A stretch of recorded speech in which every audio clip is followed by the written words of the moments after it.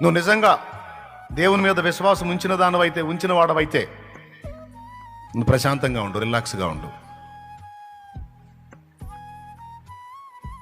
నిజంగా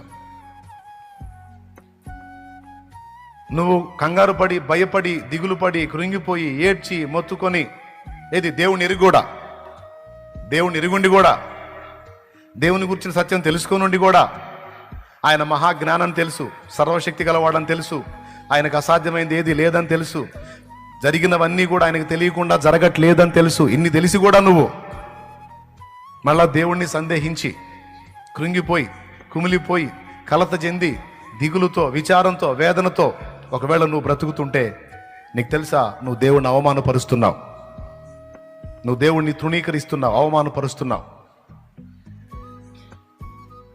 నువ్వు ఆయన నమ్మావు, ఆయన కార్యం త్వరపెడతాడు.